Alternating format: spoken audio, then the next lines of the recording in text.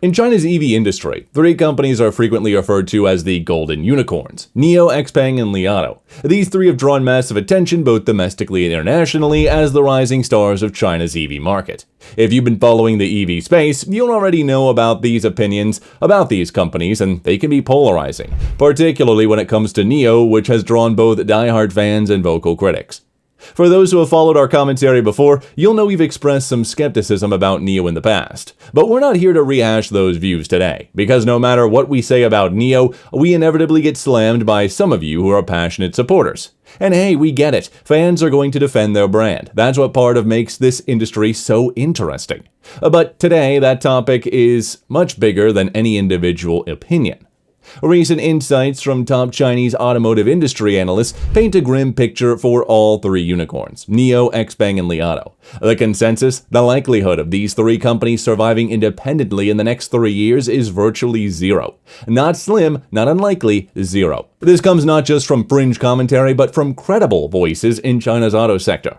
Interestingly, XPeng's own CEO appears to agree with this outlook. At XPeng's recent global launch event, he remarked that in the next decade, he believes only 5 to 7 car brands will remain in China.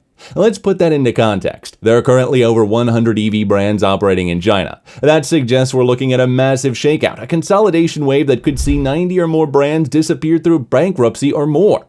Of course, the endgame might not be as dramatic as 93 companies going belly up. What's more likely is a series of strategic mergers, restructuring, and acquisitions that consolidate resources and trim the fat from an overcrowded market. Regardless of the mechanics, the road ahead looks bloody. The competition is only getting fiercer, and the pace of innovation shows no signs of slowing down. We're currently reporting from Hong Kong, just about to hop on a train to another Chinese city from EV test drives. It's an exciting time, but also a volatile one. Oh, and a side note to all the haters out there, and apparently there are thousands, if not millions of you now, know the Chinese government isn't secretly paying us billions to say all this. If you do know who at the CCP we can talk to about getting paid, let us know. Kidding, of course. Or am I? Back to the serious stuff, though. During a recent panel hosted by Tencent News called Auto Market Hot Topics, Professor Zhu Zhaohan from the School of Automotive Engineering at Tongji University shared some sharp analysis. He argued that unless NIO, XPeng, and Li Auto either merge or form cooperative alliances, their chances of surviving independently are non-existent. The Chinese government seems to support the view. Authorities have repeatedly urged companies in the EV sector to consolidate, warning that the market is too fragmented and unsustainable in its current form. While the idea of competition often gets romanticized in capitalist economies, China's approach is pragmatic. They're more concerned about avoiding market volatility and avoiding chaotic market collapse. Professor Zhu laid out a tough but logical threshold. He says that any automaker that doesn't hit at least 2 million units in sales will not survive. Why? Because the cost of research and development in the auto space is astronomical. Without sufficient sales, the burden of innovation becomes financially unviable. While some analysts argue that even companies producing under 1 million units per year face challenges, Zhu's 2 million threshold raises the stakes higher. It's worth noting that several Japanese automakers like Mazda and Subaru, for example, are teetering around the 1 million mark. That raises serious questions about survival. Let's break it down with a metaphor. Imagine 50 people running through a forest and a few bears chasing them. The slowest runners, the ones producing the fewest cars or failing to innovate, are going to get eaten first. In this scenario, NIO, XPeng, and Li Auto might not be the slowest runners, but they're not exactly sprinting ahead either. What does this mean for the other global startups like Rivian and Lucid? Honestly, if they can't achieve serious scale soon, we wouldn't put our money on them. Among the three Chinese unicorns, Li Auto is currently seen as the most stable. According to Car News China, they've avoided some of the missteps that plague their peers. XPeng, for instance, placed too much emphasis on software in the early stage, neglecting hardware, which caused product issues.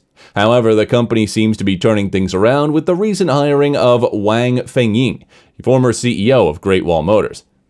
As for NIO, the criticism is sharper. William Li, the company's CEO, is said to be more focused on creating an image or brand atmosphere, something akin to Apple's approach, rather than putting enough into R&D. A major chunk of NIO's resources have gone into battery swapping tech, while innovative has gained widespread traction. These battery swap stations are expensive to build and maintain, and the concept also limits design flexibility. Specifically, it rules out the use of structural battery packs. Another panelist, Li Anli, who serves on the expert committee of the China Automobile Dealers Association, believes that if Li Auto can replicate its success with hybrids in the pure EV segment, it could pull ahead of the other two. But we'd push back on that idea. There's a common misconception that hybrids dominate China's NEV market, and that's simply false. The truth is that around 65% of NEVs sold in China are fully electric. Only about 35% of hybrids are extended range electric vehicles. This means that Li Auto, which primarily sells plug-in hybrids and only recently released one all-electric, the Li Auto Mega, is already behind the curve. The Mega, while also a strong offering in the MPV space, is facing stiff competition from models like Zeekr.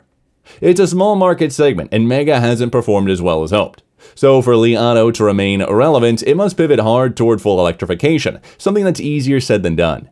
The broader point made by multiple experts on the panel is that there are just too many brands in China's EV space. The reality is that very few will survive unless they offer something truly exceptional or unless they band together.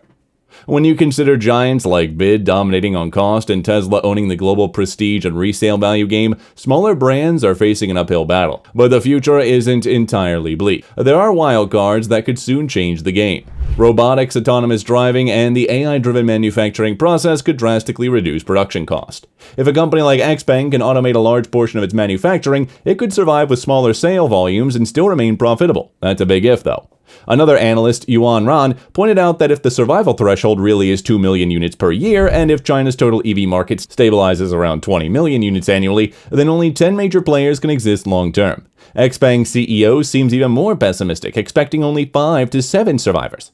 And then there's Xiaomi, whose SU7 model has taken to the market by storm. It's not just about the specs or features, it's about brand perception. Xiaomi is a powerhouse in other industries, and that reputation gives consumers confidence. People believe Xiaomi will stick around, and that trust translates to sales. Tesla benefits from the same phenomenon in China. Its cars are seen as trendy, valuable, and reliable in terms of resale. Ultimately, the panel conducted and concluded that in the industries dominated by BYD's cost efficiency and Tesla's scale, the only way forward for NIO and XPeng and Li Auto is through consolidation or a complete technological reinvention. Their current trajectories make solo survival nearly impossible. Personally, we think NIO is the most dangerous right now. Their quarterly losses keep growing while XPeng and Li Auto are trending toward profitability. If you were to compare these three runners being chased by a bear, NIO would be trailing, weighed down by debt and risky investments in a battery swap infrastructure. So, yes, we believe that consolidation is not just advisable, it's necessary. Even the Chinese government agrees. The only question now is who is willing to make the cut and who will become part of history. Let us know what you think. Is there a future for these three unicorns, or are they destined to be devoured by the likes of BYD and Tesla?